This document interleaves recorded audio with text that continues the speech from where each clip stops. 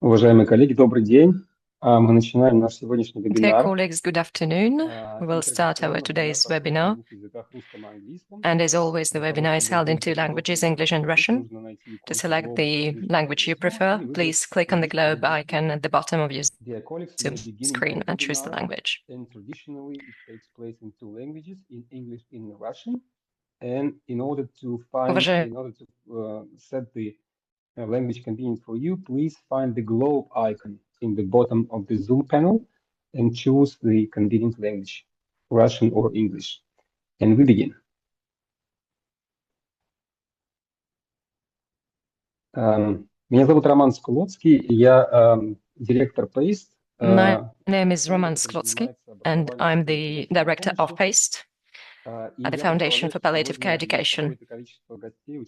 And I think some of our guests do not know us or know us not well enough. So I would like to say briefly what PASTE is.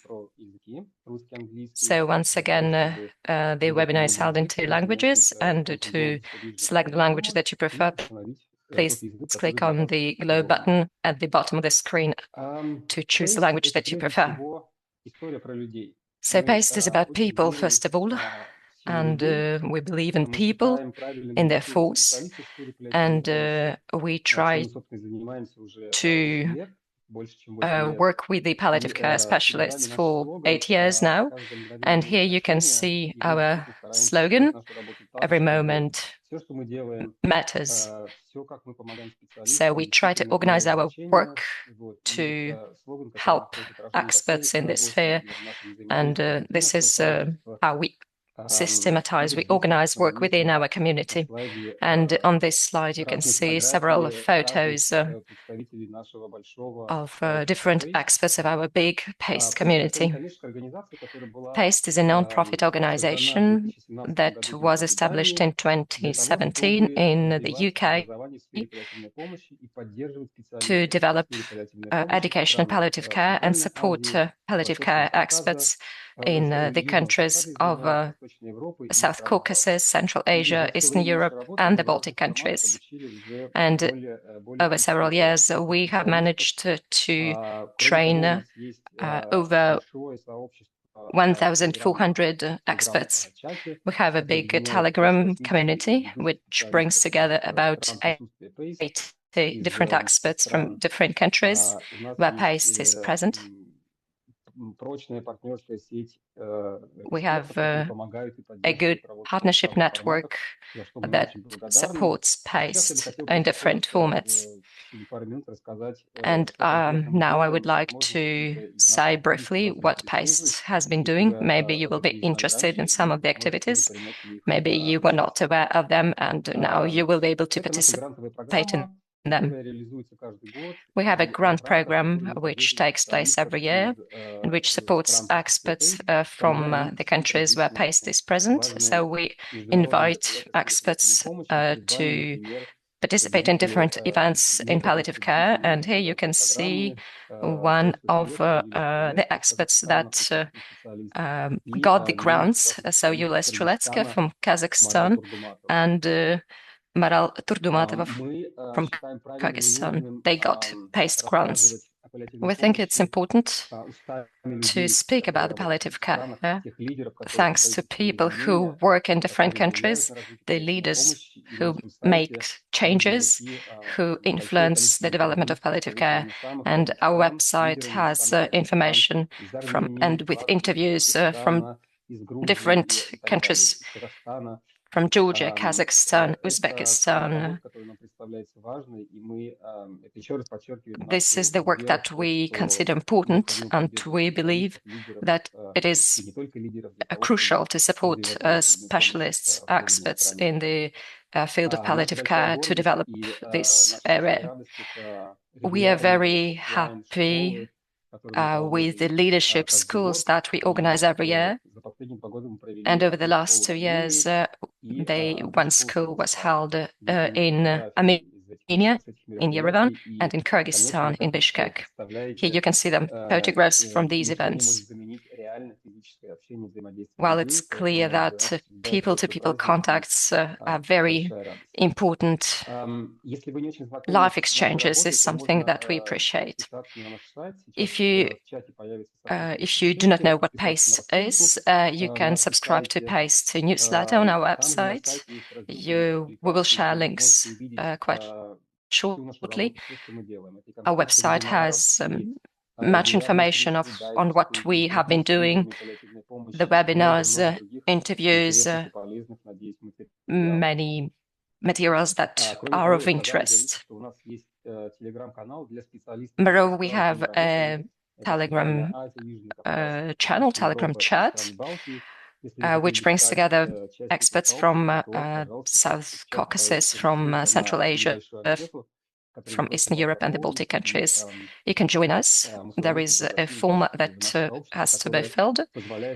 And as soon as it's done, we will invite you to our community, which will allow us to exchange opinions, learn something new, and establish different horizontal networks with different countries and regions.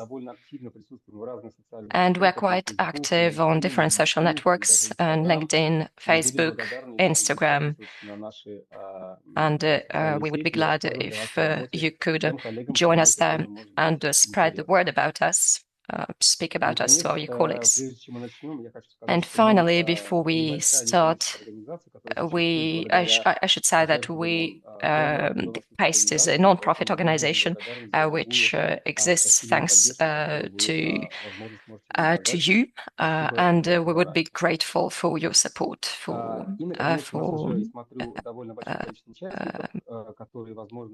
your financial support. And once again, I would like to remind you that our webinar is held in 2 languages, English and Russian. These are the languages that are spoken in the countries where PACE is present. So for you to feel comfortable today, you can choose the language that you prefer at the bottom of the screen.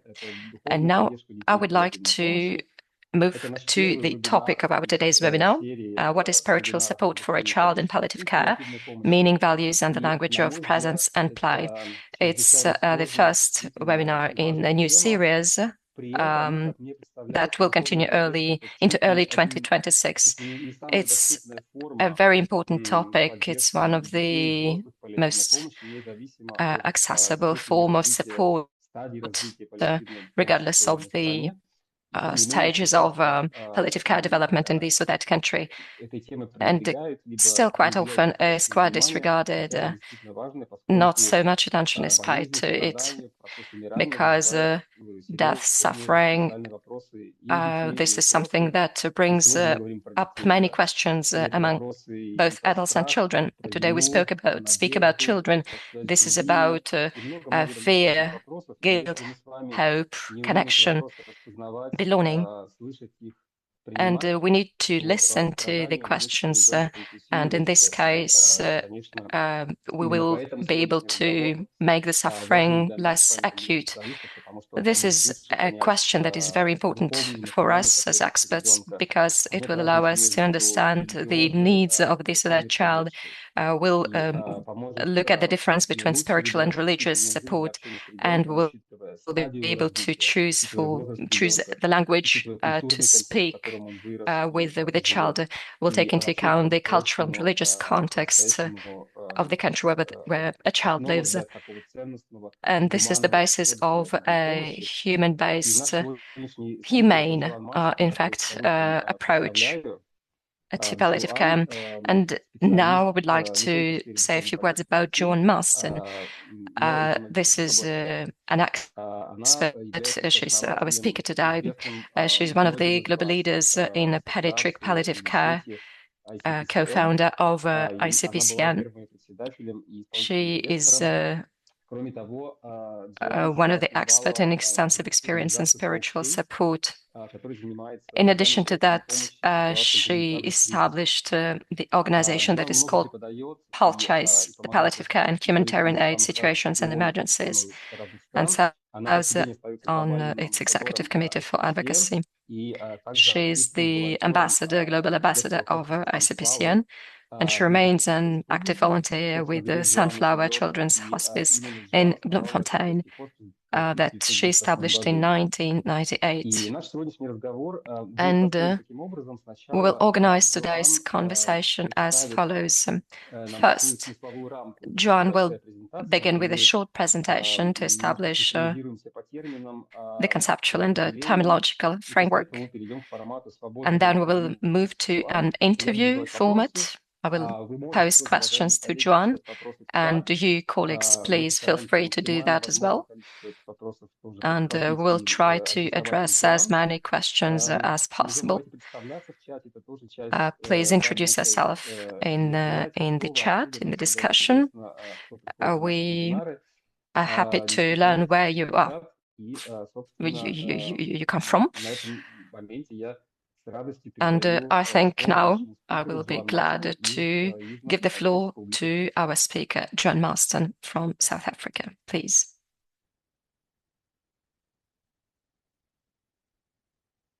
My audio has gone off. Thank you so much, Roman, for the introduction and for the wonderful work that you're doing as PACE.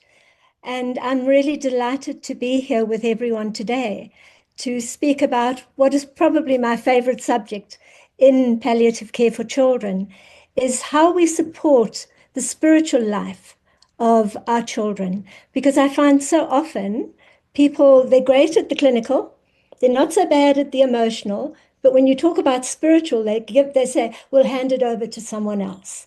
And yet if we're giving holistic care, we have to be able to do spiritual support and to identify spiritual suffering in our children. And it's really not that hard. So my next slide, please, Roman. So just to tell you where I am at the moment, I live in the capital city of the Free State, which is very central in South Africa. Its boundaries are with 4 other provinces and with Lesotho, which is a country enclosed within South Africa.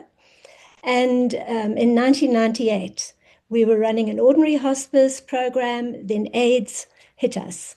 And we set up a children's hospice here in Bloemfontein. And so this year it's our 28th year, thanks to a lot of grace and a lot of support. And the Free State is a beautiful province with lots of mountains on the outskirts. And the Drakensberg, which separate us from KwaZulu-Natal, are meant to be the most ancient mountain range in the world. And we share a border with Lesotho that we call the Orange River, and they call the Senku, the Dark River. So it shows you how on different sides we can see things very differently. And the culture is predominantly Basotho and Afrikaans, with a small English-speaking population. And so the photographs that I use are from our children's hospice program, because we have the relevant authority to use them. And in fact, the families like us to tell their stories, because it gives meaning to the short life of the child that we've cared for. And meaning is the essence of spirituality and spiritual care. So the next slide, please. And so what is spirit? It's part of us that we can't see. It's inherent in us from our birth, or perhaps before, we don't know. Some believe because it's inherent in us, it is biological. It's part of our whole setup. And others talk about it being metaphysical. I think it's the metaphysical, that spiritual outside world that is within us, that links us to the outside spiritual world. And we experience it and we explain it biologically. And it really is the core of our consciousness, of our emotion and our will. And it gives us life and wholeness and connectedness. And if we remember that wholeness and connectedness, what we are doing is trying to help this child we're caring for be whole as a whole person, and spiritual wholeness and wellness is part of it. And if you think about it, even the clinical work that we do, most of it we actually can't see because it's inside the body. And yet we put so much focus on what we can see, the outside body. So thank you, Roman. The next slide. And so I'm going to give you a moment to think about your own spiritual journey. We are all the sum of the people we've met, the experiences that we've had, the people who've been part of our life, the values that our parents and families taught us, and so many other things, our culture, our society. So I'm giving you a minute to think of your spiritual journey.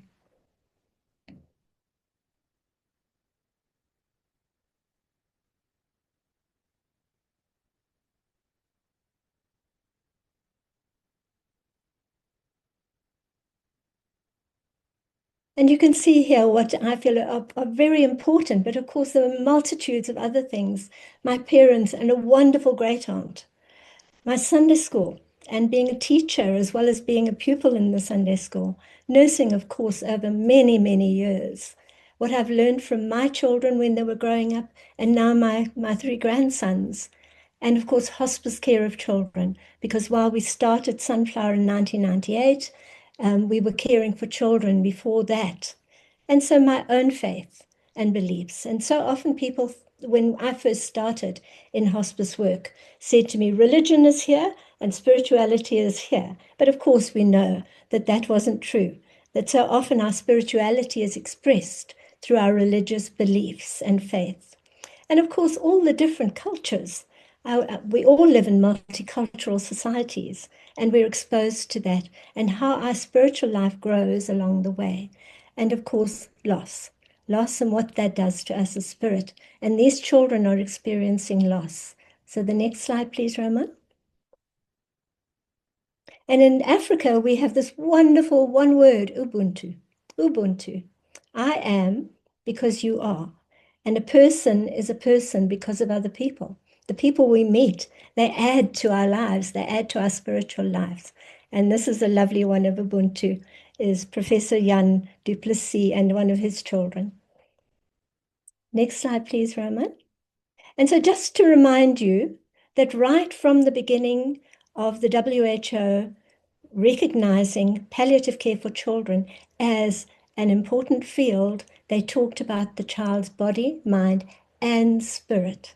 And of course, it's the child's spirit, it's your spirit, and it's the spiritual life of their family as well. Next slide, please. But when we're dealing with children, it is explained and provided within the context of childhood, the different stages of childhood development, and just like us, it is affected by their family, their culture, their beliefs, and their understanding. And then, of course, the illness, the health system they find themselves in, and so many influencing factors. And we know from research the impact of conflict on a child's spiritual and emotional development is profound.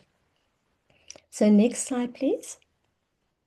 So we need a definition. There are a number of different definitions, but this is the one that is most commonly used in palliative care. And it is a consensus definition developed by a number of people. And I think it's a pretty good one. It's pretty extensive. It says spirituality is dynamic, so it changes, it grows. It's intrinsic part of humanity. It's within all of us, within every culture. It's been recognized. And it's the means by which we look for ultimate meaning. What is the meaning of my life? What is the meaning of this illness? The purpose of our life, as well as transcendence, that meeting with something greater, that every culture that has developed has recognized something that is a higher power. And it's about relationships to ourselves, to the child, to themselves. How do they see themselves? Are they confident? Are they uncertain? The family, to others that we come into contact with, the Ubuntu, the community we're in, society, and to me, really important, how we use nature in spiritual support. It's so easy and it's so essential. And to what is significant and sacred, to that greater being, that greater spirit. And we express it through our beliefs and our values, our traditions and our practices. And I would really encourage you, and I'll speak about it later, to read this and all its detail. So next slide, please. But what is really important when we do spiritual support is the presence that you bring. What is your inner spirit's health and wellness? Are you looking after your spirit? We do exercises, we diet, we drink lots of water, but what are we doing for the inner part of ourselves to nourish our spirit? And the more you nourish your spirit, the easier it's going to be to provide spiritual support to others. Next slide, please. And then religion. Religion is something that is important to some of us and not to others. Just because you're not religious doesn't mean you're not spiritual. You have a different way of expressing and of supporting your own spirituality. But basically, it's a system of beliefs and practices. It's related to the sacred, and it unites us into a single moral community. So I belong to the Anglican Church. They're part of the Church of England global community. And so I participate in its rituals and behaviors. And those give meaning to my spiritual life.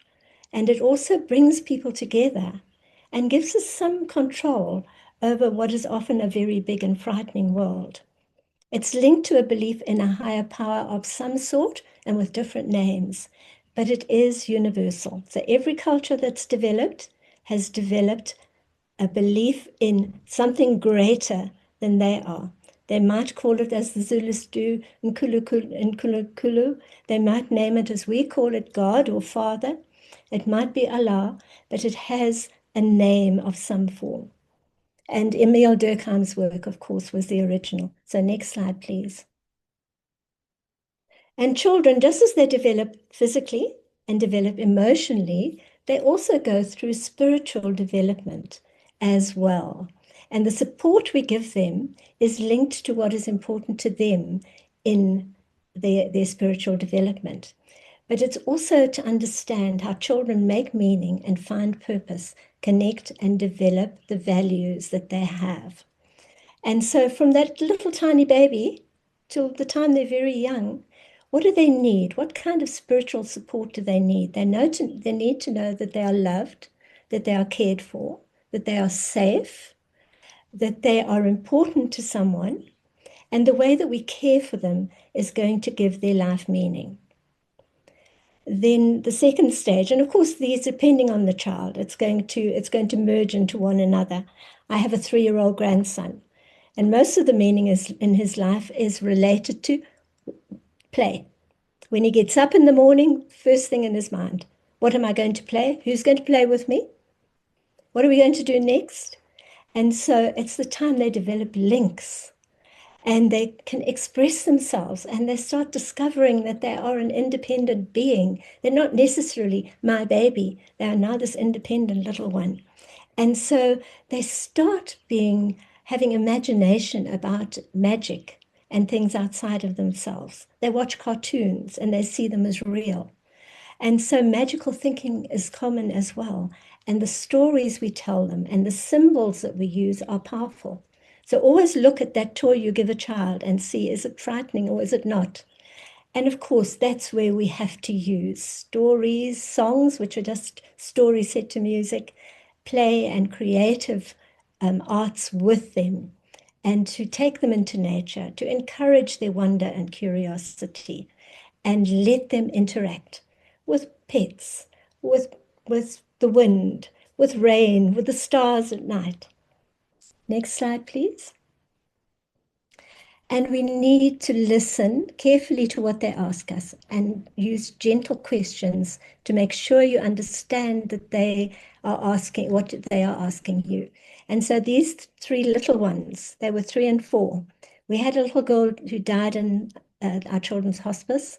We'd explained to them that she was going to die, and because we're Christian, and they were all Christian, we could explain about heaven and the eternal. But they'd never heard the word dead. We never used the word dead. And when they came to me and said, Sister Joan, what does it mean to be dead?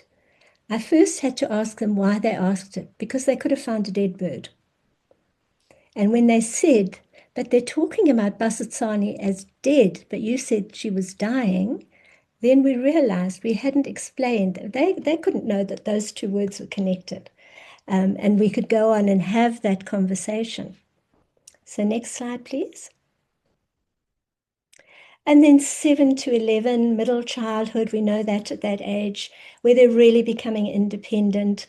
They know what they want. They know what is right and wrong. And it's really important that it's fair. So if you give Johnny an apple, then Brian wants an apple too. It's got to be fair. It's got to be the same size. Being part of a group, part of their class, part of a sports team is important to them as well. And so often their spirituality develops in a social group as well. And with this age group, we love using poetry and writing and music to teach them about compassion, because compassion isn't something that comes naturally to everyone if they've been brought up in a pretty harsh society, which many of our children have.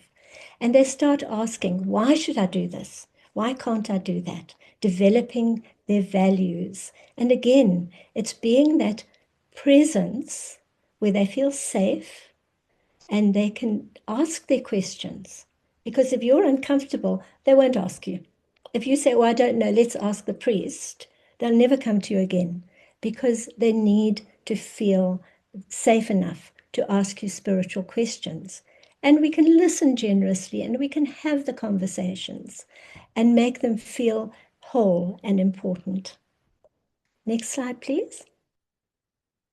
And here I'd like to, if you haven't met Mattie Stepanek's work, his poetry, he started writing poetry when he was 3 years old. He died at the age of 13, and he brought out 4 volumes of poetry. He was friends of Oprah and of President Carter and many other famous people. And he called himself a poet, a peacemaker, and a philosopher who played. So he had 3 siblings, 2 had died before he was born. 1 died soon after he was born. And his mother, she started developing the symptoms, and she now has the same condition, and she leads the Mattie Stepanek Foundation. But look at this beautiful poem. The color of sky is blues and grays. The color of earth is greens and browns. Very practical, definite, yes. The color of hope is rainbows and purple. And the color of peace is people together. And he wrote that when he was 8 or 9. So you can see that they have these very profound thoughts that they need help in putting down on paper. Next slide, please. Then the early adolescents, of course, they're becoming more like us. They're asking questions. They're getting angry. They want to know why, all those why questions. And while it's all been shaped by their family, all the things we spoke about, they are developing their own identity, their own belief system, their own values as well. And again, this is where we have to be that safe presence, where they can ask the questions and where they can say, I'm angry with God. I don't believe in God, because why am I sick like this? And know that you will accept them however they are. And that's where we have to say, it doesn't matter if your views are different from mine. You have to model respect to them as well. And I find often, just using technology, they often ask questions on WhatsApp that they haven't asked face to face. And then we can discuss further. So using technology is good as well. Next slide, please. And as I've said before, our sick children are facing this uncertainty, this storm, and they want to see hope in the future. And so they look for a safe space and a safe person. And if you're that safe person, you will actually give them that safe space to ask as well. Next slide, please. And so what we're trying to do with our children in spiritual support is strengthen these connections and help them find meaning and purpose in their life, even when they can't play with their friends, when they can't go to school. And what I often do, especially with our older children, I show them this little model, and we talk about, where are the disconnects? Are they angry with God? Do they feel God's not there? And that's fine to say that. How are we going to strengthen that? If they feel the family are not being fair because they're going out and doing other things and they want to be part of it, how do we connect them? And I found it using something like this. And we put these little rings, we put them in different places, and then we move them closer together. So you can develop your own models as well. Next slide, please. And Mark Bartel's work, I think, is beautiful. He says that we all have basic spiritual needs for love, which is connection to others and to ourselves, to faith, to believe in something, to hope. Of course, we hope. We hope we're not going to have pain for this child. They hope they're going to play a little bit more. They hope that they can eat another ice cream, maybe. They hope, of course, they're going to get better. The integrity of keeping that person as a whole person, body, mind, and spirit, and beauty. And that is where nature again comes in. And he said very simply, and it's a simple way of understanding it, spiritual suffering is experienced when these needs are not fulfilled. And spiritual care involves assisting in fulfilling those needs. So it's really not rocket science, and it's something that we can all do. So next slide, please. And this is Marion. And Marion was very spiritually aware. She was very in touch with her own body. She had wonderful parents who'd actually lost a little girl before Marion was born from a different form of cancer. And this is how she responded when Father Keith, her chaplain, who she loved, or our hospice chaplain, and it happened to be her chaplain, said on her way to theatre, "Would you like me to pray for you, Marion?" And she said, "Please pray for my foot, Father Keith. It will be very lonely without me." Do you see that? Being able to see herself as a whole person, about to lose her foot, but her concern reaching out to that part of her foot that was still part of her. It just happened to be in another place, and it was going to be lonely. So Father Keith prayed for her foot, and she went off to theatre singing. Next slide, please. And we often say, where's the difference between emotional suffering and spiritual suffering? And they often overlap because that child, just like us, suffers in all dimensions. They suffer physically, they suffer socially, they suffer emotionally, and they suffer spiritually. And so often the emotion that they show is linked to the spiritual suffering, which is linked to a disconnect. And so when they're angry because their friends are playing and they can't play, they are disconnected. They're disconnected from the life they had before. And so don't try and think of these as two, like I said, religion, spirituality, not separate. They interlink. And this child suffers. And often what they're doing, as I've said, that fear, that anger, that guilt, why has it happened to me? I was a naughty boy. It's not about what you did. It is part of your human condition. And it's often linked to disconnections. So don't try and separate the two. Try and treat the two together. Do what you can do to help them feel comfortable, to help them feel safe. And then we talk about, what is it you're missing? What's important to you? And it's really basically answering the why, which goes with meaning, and the what. What have I done? What have I not done? What is the cause? It must be my dad, because he's so cross with me all the time, looking for that reason. Where actually with spiritual suffering, it's looking for, why haven't I got what gives me meaning? Next slide, please. And as I've said to you, the spiritual focuses on meaning. It's about hopelessness. It's the why me? It's related to their beliefs and their personal identity. And it often persists despite reassurance. With the emotions, we can often deal with them. We can distract, we can help them get over it, we can give them something that they like. And so it focuses on feelings, on those feelings that they experience, and it's related to safety and relationships. And it often improves with comfort. And of course, children, little ones especially, they're very easily distracted. They're cross for a little while, they're sad for a little while, and then they go and play. And then a while later, they'll come and they'll cling to you and they'll be sad, and then they'll go and play again. Next slide, please. And they have this inexplainable knowledge that they're dying. I can't tell you how many children have told me verbally that they're dying. And this is Stembi. He was a little man and he had very few words. He hadn't developed his language, but he could use his arm and his eyes and tell you everything. And he was dying of heart failure linked to the fact he'd been HIV, he'd had TB, he'd had lots of infections in Sunflower House. And when he was dying, he put up his arms to me, he pointed to my red car, and he had me take him to every place that he'd loved and every person that he loved for two whole days. And then he died. He'd said goodbye to his favorite places and his favorite people.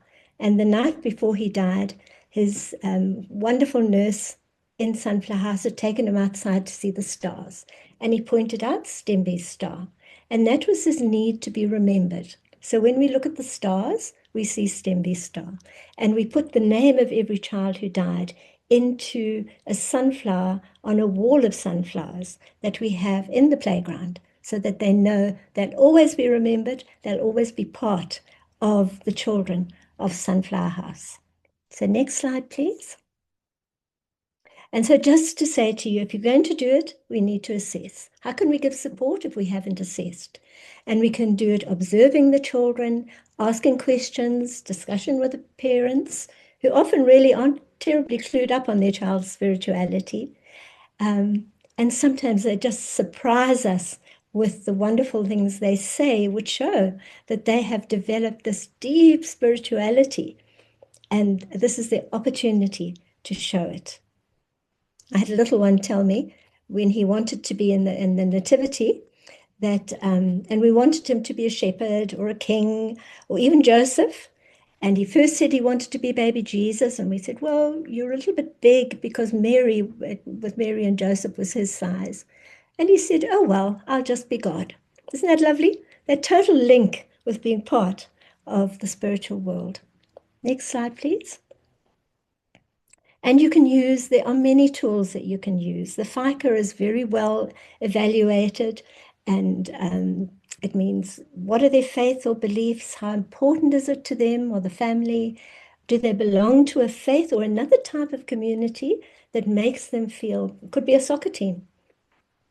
It could be a swimming team. It could be a drama group that makes them feel part of community. And how do we address and plan for this together, if that is what they wish? So look at all these tools, see what's comfortable for you, make your own. Next slide, please. And you can learn more. Now, ICPCN, the Interprofessional Spiritual Care Education Curriculum, which comes from the George Washington Institute for Spirituality and Health, they have 2 annual training courses online, and they are very generous with bursaries and grants. And they like to have a clinical person and a chaplain spiritual person join together to maintain the holistic area. And so I just want to say to you, then you are very welcome to contact them, Christina Puchalski or Father Rick Bauer, and they will. They are very generous with their bursaries and grants. Next slide, please. And that's how we do spiritual care in Sunflower House. That's Father Josh with 2 of the kids. You can see the connection. You can see the joy. You can see that they feel important to Father Josh, can't you? And so we just need to accept that children are spiritual beings just as much as we are. They just express it and understand it differently. And spiritual care, spiritual assessment, requires the same level of education and understanding as all the other fields of palliative care. Next slide, please. And so what we know, we have to develop our own spirituality. What develops yours? It could be working in the garden. It could be walking in nature. It could be playing with your pets. It could be meditation, mindfulness, and prayer. It can be a combination of different things. And that we need to plan, to assess our children for where they are on their spiritual journey, how they're expressing it, and what they need. And so that's my overview, and I'm very happy to go into the discussion with you, Roman. I'm no expert, I'm experienced, because every child is amazing, and every child can actually surprise you in the way that they express their spirituality. Let me get my... Спасибо большое, Джоан, за чудесную презентацию и за очень понятные и трогательные примеры. John, thank you very much for this wonderful presentation and for the good examples. It's surprising how children sometimes can be wiser and stronger than adults. And sometimes experts are afraid of speaking to children about some serious things. And it seems to me much depends on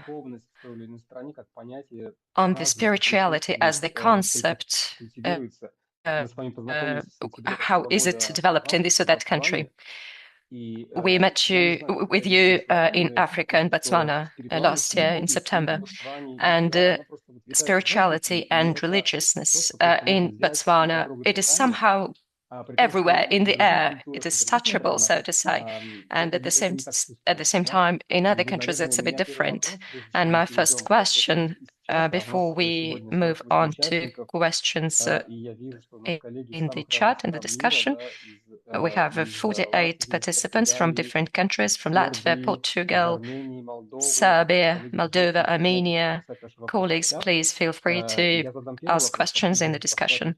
I will pose the first question and then we'll go to the questions from discussion. Joan, please, could you tell me, experts who work in hospice and there is no palliative support, spiritual palliative support there, how they should start these questions and the work with nurses. Actually, how should we start the training? Should we start the training from a certain point, or should it be a holistic training? When we kick it off, what should be the first thing that we should do when it comes to spirituality in palliative care? Thanks, Roman. That's a really good question to ask, because so many people, they're quite happy to learn about, how to evaluate pain, even if they're the social worker, how to evaluate the pain and things like that. Things they can, it's sort of very practical. And then they say for spiritual, oh, but we'll call somebody in. We'll call in the imam or the priest or the rabbi. But if you look at palliative care, which is holistic, if you leave out spiritual, you're not doing palliative care. So we need to first acknowledge, without spiritual care, we are not doing palliative care. We're doing clinical and emotional care and social. We're not doing holistic palliative care. The second thing to look at is actually to recognize that all of us, when we do palliative care, we have to learn a little bit of everything. So I'm not a social worker, but I need to know what the social systems are, how to help the family. I'm not a psychologist, but I need to be able to identify the emotions. And so the same with spirituality. We all need to be able to identify. And I would say the George Washington group is a very good group for people to start with. Then to identify people who are more spiritual, perhaps. Because they'll be doing, we all do spiritual care. Palliative care is spiritual care. What are we saying to that patient? Just because you're nearing the end of life, you still matter. You still matter. And we're here to do whatever we can to make it comfortable. That is spiritual care. As the chaplain said to me, when you give someone a glass of water when they're thirsty, it's a spiritual element to everything that we do. So the first thing is to know what is spirituality and to recognize our own spirituality as well. And to recognize when I treat that little tiny baby with respect, it's a spiritual. It's not just a little tiny baby who's going to die. We'll put in a corner and feed her and, we're going to cuddle her. We're going to take her outside. We're going to show her the trees. So I don't think when you want to start a spiritual care program, you'll have a lack of people interested. What you need to then look for is who can teach spirituality well. And it's not necessarily a chaplain. Sometimes a priest or a rabbi, they get stuck in their own religious view, and they're not terribly good at looking at spirituality as more than religion and respecting other religions. So look around. You'll make mistakes sometimes, But most I find most priests, rabbis, imams that I've worked with, they have been very open to other views as well. And then have a spiritual assessment form. And then a number of those available. I'm happy to share the one that we use for our children. And just start on, and you're not going to say to a 3-year-old, what gives your life meaning? You're going to say, what makes you happy? What do you enjoy doing? What do you think about when you wake up in the morning? That's what gives them meaning.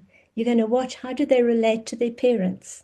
Is it a loving relation, or are the parents actually quite distant from their child? And it could be the parents are suffering because they can't make meaning out of the child dying, and we need to deal with that as well. So you ask the simple questions that they understand. If I asked any of you what gives your life meaning, you could do it. So I think also to have a very simple form to do assessment as well. And it's perhaps a mixture of these things. Спасибо большое, Джоан. Спасибо за ответ. Thank you very much, Joan. Thank you for the response. We have started to get questions in the discussion. First question is from Andreas, our colleague from Greece. This is the question I wanted to ask you as well, but actually Andreas has raised it as well. How can we support the family during discussions like this? Families are different, and sometimes it's easy to communicate, sometimes it's not.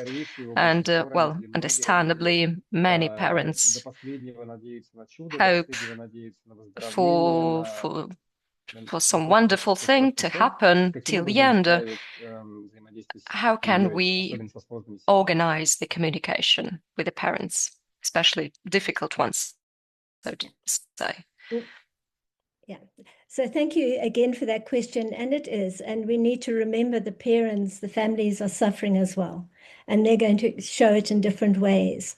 And that's why I like to, you sit down and you do the usual things with communication that we learn, which is the basis of palliative care.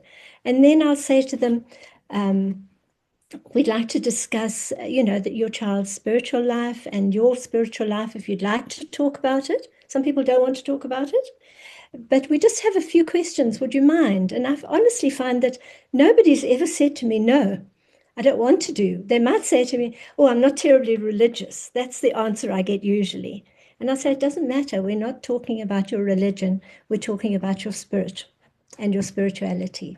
And then to use a validated tool like the FICA, which actually, it's simple when they explain what FICA is, but actually there's a whole lot of other explanation that goes with it. So take one of those tools. The HOPE tool is very good as well. They all cover the same things. And maybe practice on each other. And so when you sit with that parent, it's going to be your attitude. It's going to be the way you communicate, the way you bring your spiritual presence and calmness into what for them is such a turmoil in their lives. And don't expect to try and do it all at once.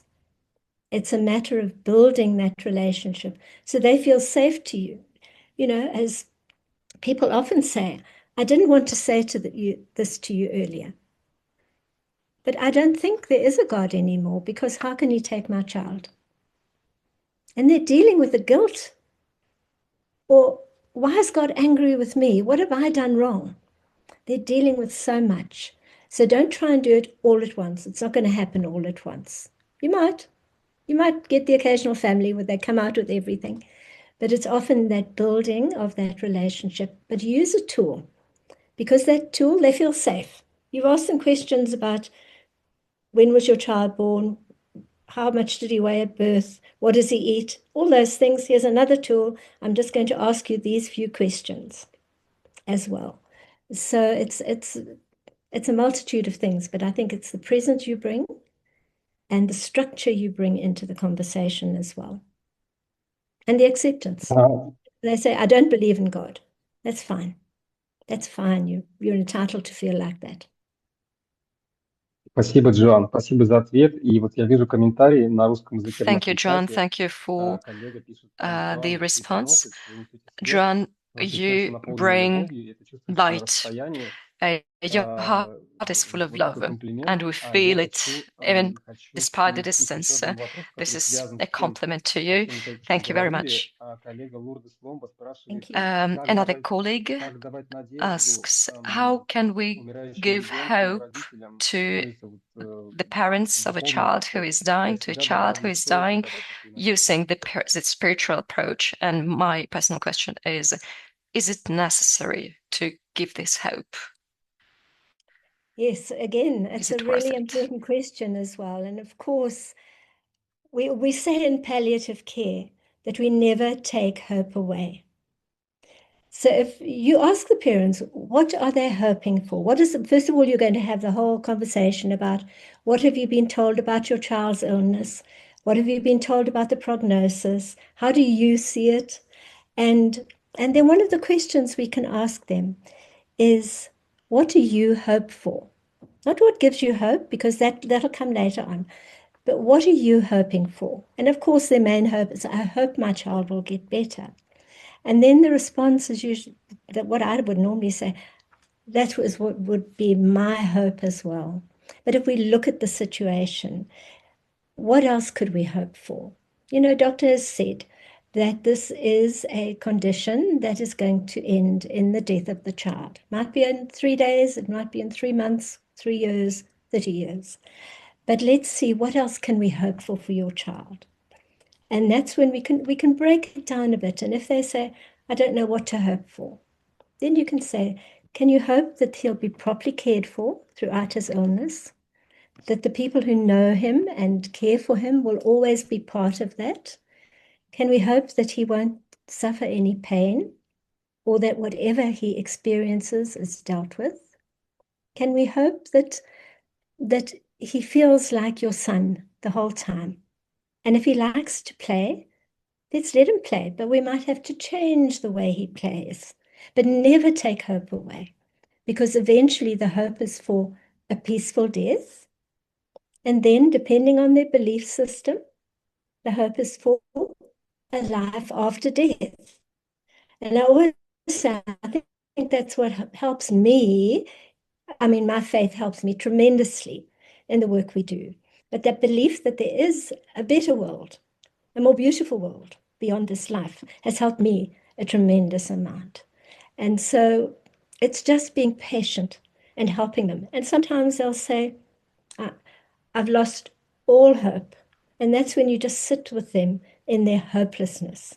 You're that caring presence that says, whatever happens, we're here. We're not going to leave you. We're going to be here. And often afterwards, they'll say, just knowing somebody cared, that I could talk to someone, that gave me hope as well. So again, it's what we bring as practitioners into that relationship. And sometimes it's hard. Sometimes it's hard. Sometimes it's easy. But it's just being that constant, caring presence. Спасибо большое, Джон. Это, конечно, Thank you философия, very философия much, Joan. жизни, философия взаимоотношений It's с about the другими людьми, philosophy of life, философия philosophy внутренняя, of да, и, безусловно, это все, relationship with other как вы people. правильно говорите, очень сильно And зависит от you конкретной ситуации, от say it's конкретной right, it семьи. depends on И a я хотел very бы зачитать concrete несколько situation, комментариев concrete еще family. в чате. I would like to read Извиняюсь out нашей some коллеге из comments Румынии, from our Валерии, colleague которая from нам Romania. благодарит за прекрасную презентацию She и говорит, что, thanks как you всегда, for the мы wonderful получаем от вас presentation.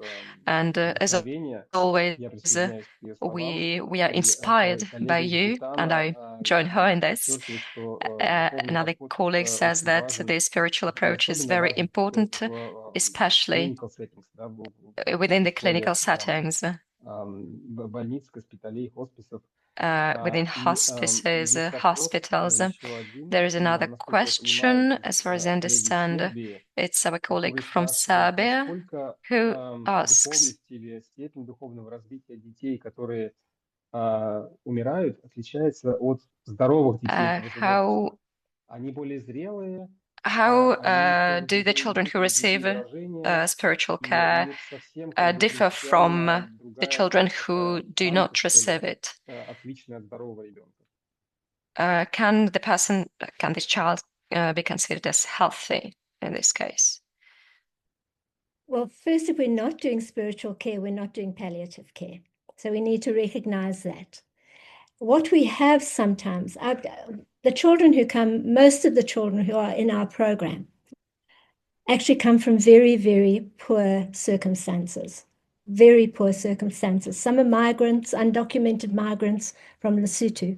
And we genuinely do get children who've had no spiritual or faith background in their whole life. Their parents haven't belonged to a church. And sometimes it's not because the parent doesn't want to. They haven't got the money to go from their shack to a church and bring their child up in that faith. So I never blame the family because circumstances impact that. And it's actually so beautiful to see how these children, when you're giving them the whole package, we don't do it separately from clinical care. This is a package that we're giving them, this holistic care and this acceptance of them. And we have had some beautiful situations. We have a little girl, she's just turned 12 in our house. She has HIV, she's had cancrum auris, so literally half of her face has been eaten away. She's waiting to go for plastic surgery and just to get her nutritional status up. And when she first came, she'd had a terrible background. She'd never had any faith education at all. And she actually was so self-conscious. Of course, she wears a mask all the time. She kept that mask tight over her face and would just eat like this. And she wouldn't talk, she wouldn't look at anyone. But once we started with her and we started showing her, and when we put her in a pretty and said, "You look so pretty." And that's part of spirituality, is building up their self-esteem and who they are. Now, when you see her a few months later, she doesn't care if the mask slips a bit because she knows we all love her, we all accept her. She loves taking part in whatever activity is. We always start off with some prayers, and in African tradition, as you know, it's prayers and it's singing and it's dancing. And she participates, and if you met her, you'd think she was a normal little 12-year-old who just happens to have a face that is waiting to be fixed and made perfect. So it's seeing more the change when they come and they haven't had any spiritual development in their lives, and how when they come into the program and they do get it, how they blossom. And so we never have children that we don't give spiritual care to. That's part of the package. We're coming in there, and the spiritual care might be play, might be going into the garden, it might be playing in the sand, but we give them spiritual care. But it's seeing these children who didn't have it and how they blossom when they do have it that really shows us how important it is. Спасибо, Джоан. Вы упомянули Thank you, танцы Joan. и пение как часть You культуры. mentioned Я тоже dancing обратил and внимание, singing что is в part of the Африке culture. I люди очень have paid много attention to поют, that. свободное People время, dance and может sing быть, a место lot работы, in their я free не знаю. time, or И у нас even when they're очень working. связан с этим вопрос. And I have a В чате question появился. about Вы that. This упомянули is использование the question креативных from the подходов, discussion. креативных You mentioned искусств, да, some creative для approach исследования духовности, in спиритуальности и чувства studying самоощущения, spirituality, самости. Могли бы which привести несколько примеров, defines чтобы вы поняли, self-identity. как Could вы you please используете give us some examples of how you use creative approach to this? How do you use art? Yeah. This. So again, it depends on the age of the child and their capacity and what they can do. So just to give you some ideas of what we do start with singing and movement. So even if that child is in bed in a pram, even if they can't move themselves, we help them to move as well. We use art a lot. Just letting them, with little kids, it's watching the colors that they choose, seeing how they're feeling. You know, we've had a little boy who came and he kept on choosing brown and black and gray, and now he's using red and green and yellow. So we use art a lot. With our older children, we have a very active, very effective poetry group. And when we started with these children, we have sort of closed groups so that they get to know each other, they become a small community, and they feel safe in expressing themselves. So whenever we start, it takes weeks to get a poem out of them. Now, with those established groups, you give them a theme, and within half an hour, you get some of the most profound poetry. It's what suits the child. So with our little ones, it might be playing in the sand and building things in the sand, seeing how they interact with each other. So what we use are all music, and music we use a lot of singing, music in the background, listening to the birds. We have a lot of birds. We have a lot of trees in the garden, so there's a lot of birds. It just what suits the child, what suits their age group, what they feel comfortable in. And we had one little boy who loved to draw, loved to draw. He had a great relationship with the chaplain. We were very open with him about the fact that he was going to die, and he was also 12, Godfrey. And one day he drew this beautiful picture. Our sunflower house has got sunflowers on the wall when you go there. So if you looked at it, you'd say it's yellow and green and sunflower colors. And he drew this red house, and then he had the swings and the garden with bright flowers. And then right up top, he'd drawn with pencil.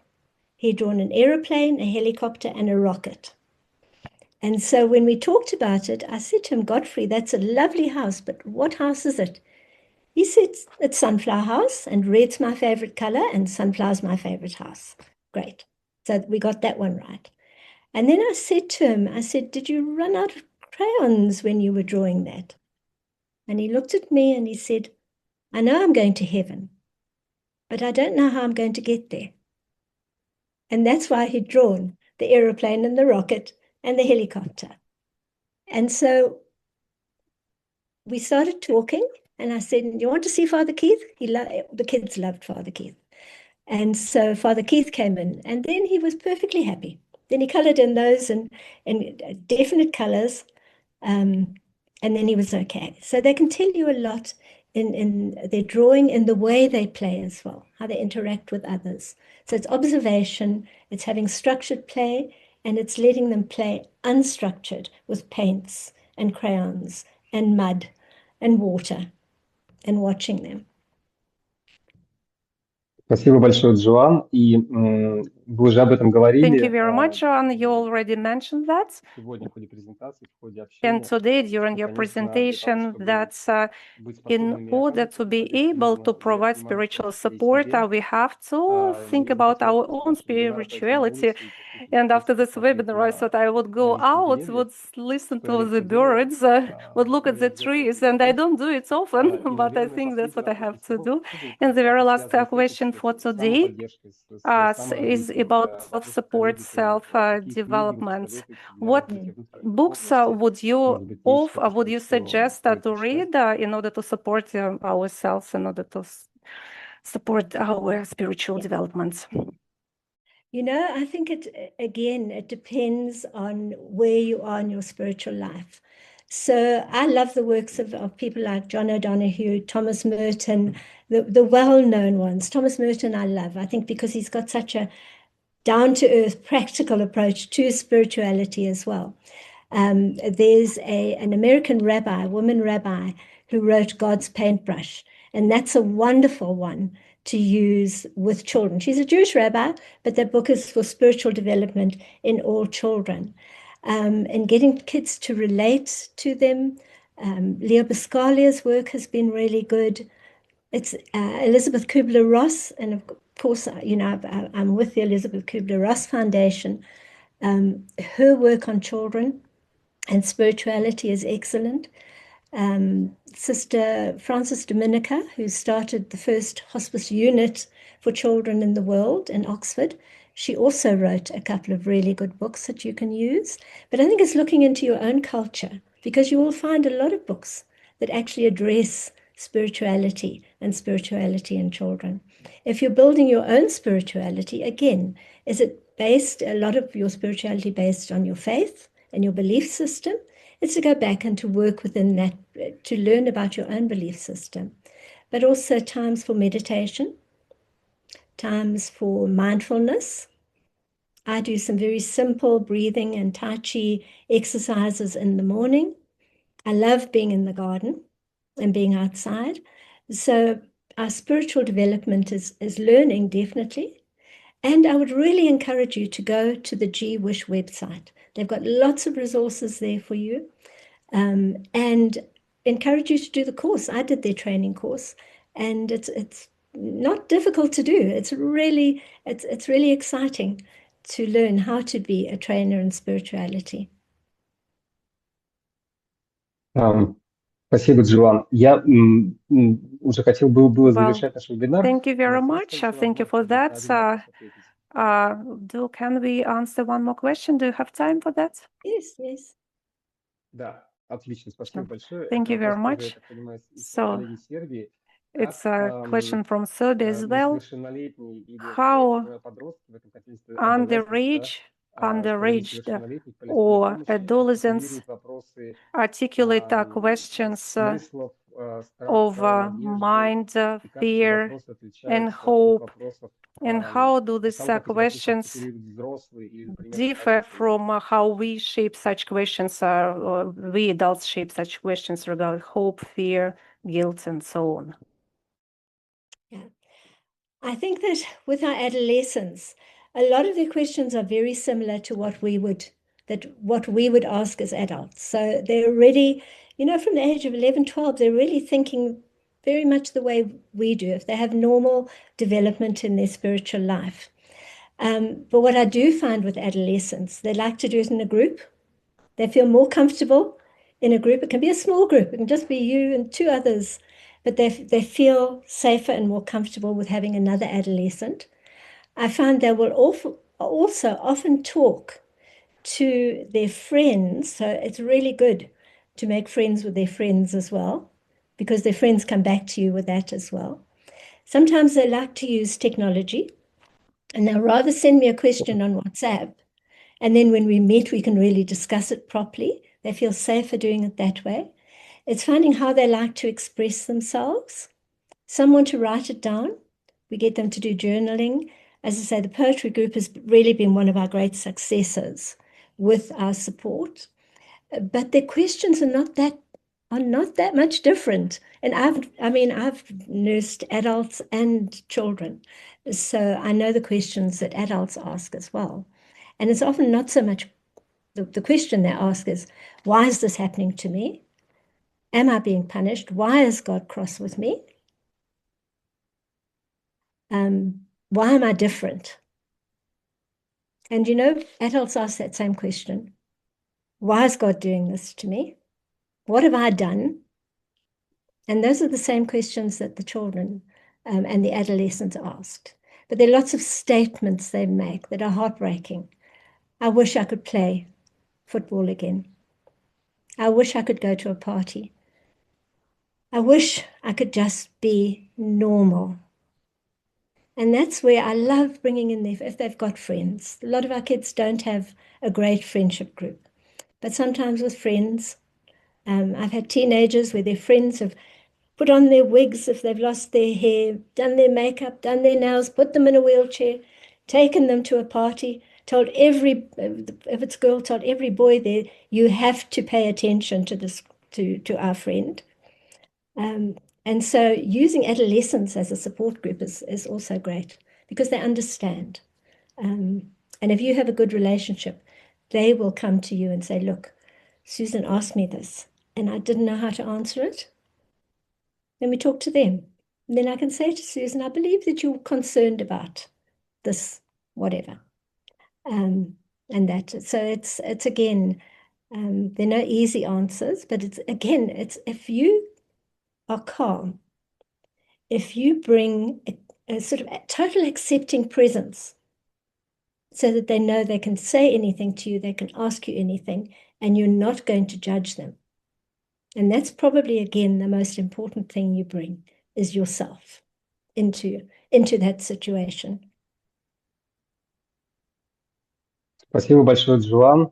Well, thank you very much, John, for your inspiration, for such a great conversation, for your very important and informative presentation. We have to wrap up today. Thank you for finding time to be with us, to share your invaluable experience. And it does inspire us a lot. Thank you very much to the PACE team that helped to organize this webinar. And thank you to our translators, our friends Julia Kovashova and Ksenia Ruzova are here with us today. Thank you very much for your work. Thank you for linking us, despite the language difference. And we will continue talking about spiritual support in the next months. And our colleagues from Glasgow will represent their experience. And we will let you know when it takes place as soon as we arrange the day. So in the chat, you will get the links to our social media, our website, and including Telegram. So please join us. We will be very happy to see you, and looking forward to seeing you again. Thank you. So last autumn, we had the first webinar on palliative care. And this month, we will have a webinar with director of Association of Palliative Care in Uganda. And on the 19th of February, he will share his unique experience in his country, how they developed and established this association in Uganda, and he will share